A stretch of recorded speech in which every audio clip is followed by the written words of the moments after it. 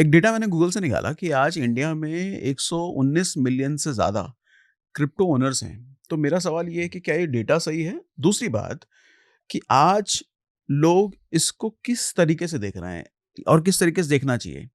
Asset है या gambling का कोई ज़रिया है, स्पेकुलेशन का कोई ज़रिया है, लॉन्ग टर्म एसेट है, क्या है ये? अच्छा सवाल है। और आई थिंक ज़्यादातर लोग जब क्रिप्टो की तरफ आकर्षित होते हैं हुँ, तो वो पैसे के चक्कर में ही होता है।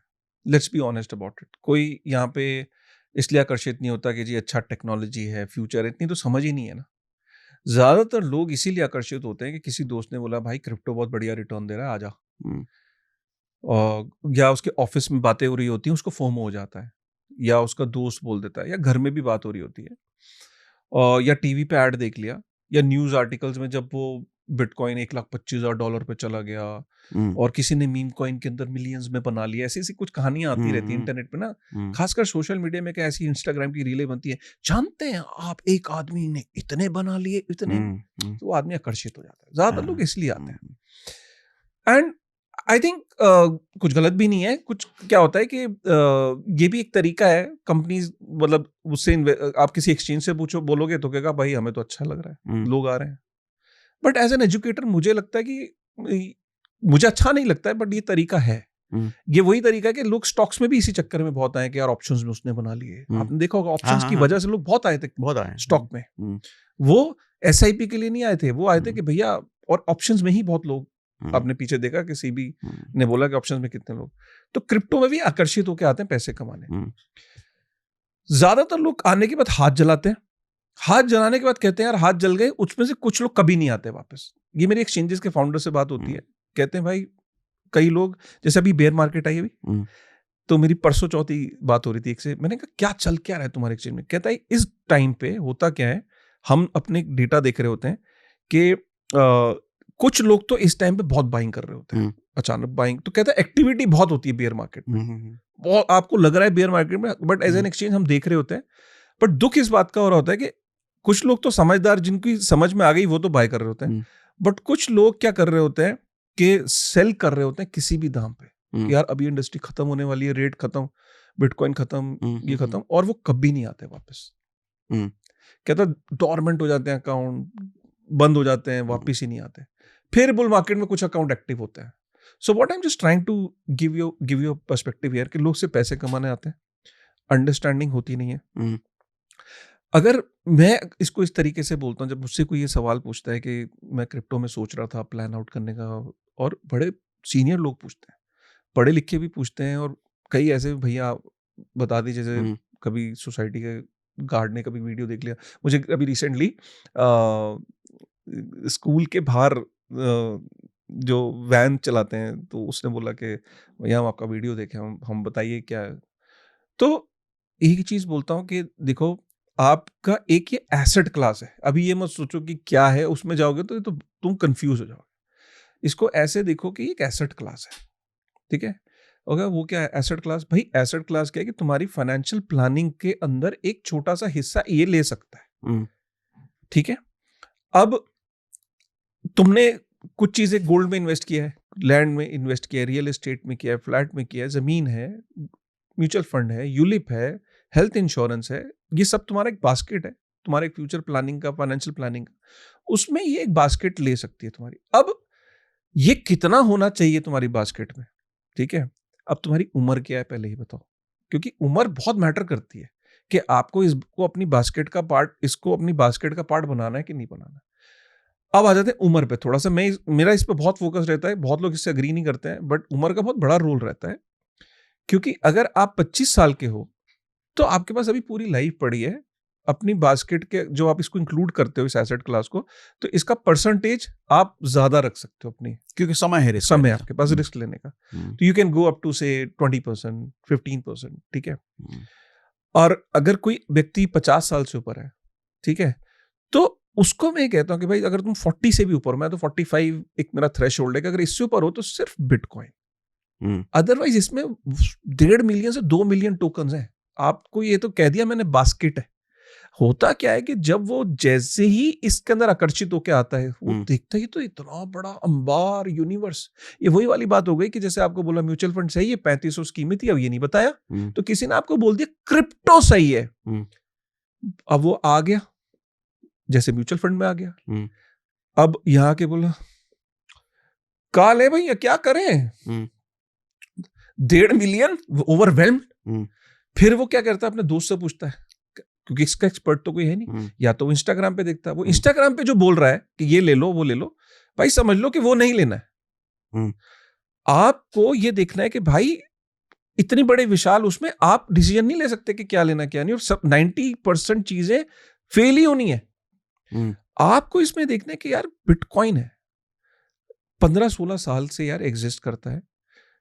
इसका अगर ट्रिलियंस में इसका मार्केट कैप देखो यार, $2 ट्रिलियन का मार्केट कैप दिया था। हम्म, ठीक है यार, ये इसका काम क्या करता है, ये एक डिसेंट्रलाइज पेमेंट प्रोटोकॉल है यार। हम्म, ठीक है, अच्छा यार, इसको एक्सेप्टेंस वगैरह है, कोई इसकी बात हो रही है, हाँ यार, यूएस के अंदर बिटकॉइन स्ट्रेटेजिक रिजर्व एसेट की बात हो रही है। हम्म, ब्लैक रॉक जो है इसके ऊपर ईटीएफ लेके आया है, काफी बड़ा उसका वो फंड हो चुका है। हम्म, कई एल सल्वाडोर में इसकी वो हो रही हम्म, है, इसके अराउंड काफी बात हो रही है, काफी इसके अराउंड रेगुलेशंस हो रही हैं, और दुनिया भर में चर्चा का विषय बना हुआ है। हम्म, और मेरी थोड़ी बहुत यार मैं इसकी अंडरस्टैंडिंग हो गई कि हाँ ये एक एसेट क्लास है, बट फिर भी वही रिस्क लग रहा है भाई। गोल्ड से तो कंपेयर नहीं कर सकते, गोल्ड $35 ट्रिलियन का मार्केट कैप है, हम्म, स्टॉक 150 ट्रिलियन का है, और रियल एस्टेट 300 ट्रिलियन का है।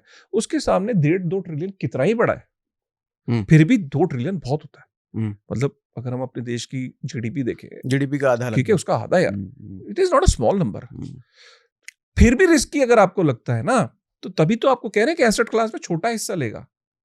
हम्म, आपकी पूरी फाइनेंशियल प्लानिंग में बहुत छोटा हिस्सा है इसका। हम्म, तो 50 से आप ऊपर हो या 45 से ऊपर हो, तो बिटकॉइन को आप अपनी उसमें ले सकते हो, एसेट क्लास में।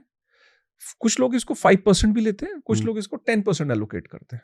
हम्म, और मैं कोई गलत इसमें सही नहीं होता है, कोई 15 भी दे रहा है, 20 भी दे रहा है, बट मैं कह रहा हूं भाई 50 से ऊपर हो ना, या 45 से ऊपर हो, तो सिर्फ बिटकॉइन में रहना। क्या एक 25 साल का लड़का है, लड़का जो है, हम्म, वो अपना 50% पोर्टफोलियो बिटकॉइन में रख सकता है?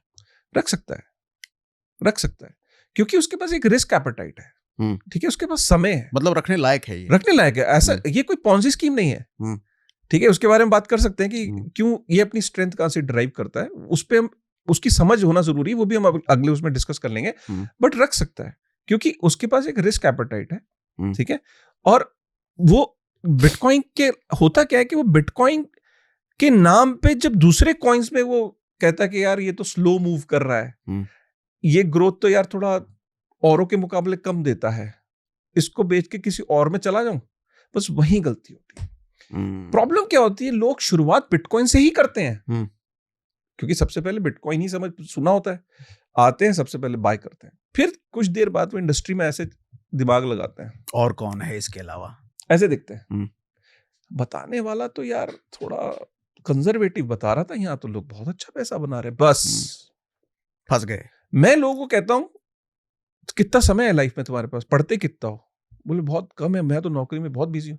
दुकानदार भाई पूछता है, मैं कहता हूँ शटर जब खोलते हो तो पढ़ते हो फाइनेंस के बारे में? भैया टाइम नहीं है, हमें तो ये बता दो लगाना कहाँ है।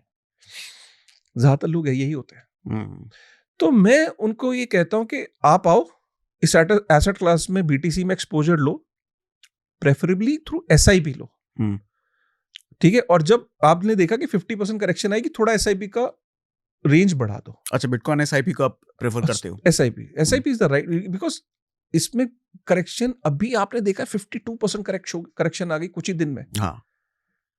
1,25,000 पे बिटकॉइन था, आज गिर के 60,000 यूएस डॉलर पे आ गए।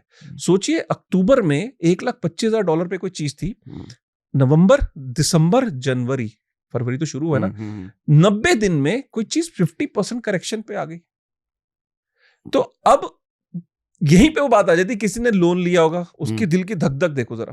अब जो कह रहे थे ना कि लोन लेके बीटीसी कभी भी करेक्शन ले लेता है भाई, इसकी भी एक साइकिल है, उस पर भी डिस्कस करेंगे आगे, और थोड़ा एडवांस मैं आपको समझा सकता हूँ। फिलहाल किसी ने लोन लेके इन्वेस्ट किया हो 1.25 लाख पे, उसकी तो दिल की धक धक पड़ गई ना।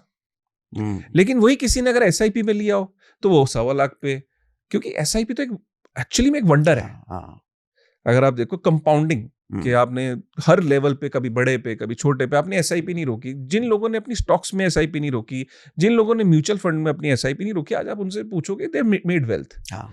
Slow and steady, dedicated, discipline तरीके से, आंखों पे एकदम घोड़े की तरह, जैसे कहते हैं ना, एक फोकस होके अच्छे फंड में। ये नहीं कि आप अब कोई बोले एसआईपी ना मैं सोच रहा हूँ वो कुत्ते वाले कॉइन लगा दूं भैया, तो यार तुम उसमें 10 साल तक एसआईपी लगा लो। आपको ये तो देखना है कि एसेट क्लास पकड़ी सही। जैसे हाँ। म्यूचुअल फंड में आपने सपोज सबसे बढ़िया परफॉर्मिंग फंड पकड़ा जिसकी 15 साल की हिस्ट्री है और उसमें आपने एसआईपी ले ली, probably you will be on a winning side. Similarly gold, आज गोल्ड में किसी ने अगर एसआईपी के माध्यम से गोल्ड लिया होता है, और ऐसे बहुत महिलाएं हैं हमारे, इनफैक्ट महिलाएं और हमारी मदर्स ज्यादा अच्छे इन्वेस्टर्स है बाय द वे, हाँ। डेडिकेटेड होके विदाउट एनी नॉइज गोल्ड को अक्यूमुलेट करती हैं। आज they are the most happiest ones and they are enjoying their returns. So similarly इसी एसेट क्लास में ऐप डाउनलोड करी, एसआईपी लगाई, and then you need to forget about it कि boss मेरे को और कुछ नहीं ढूंढना है इस इंडस्ट्री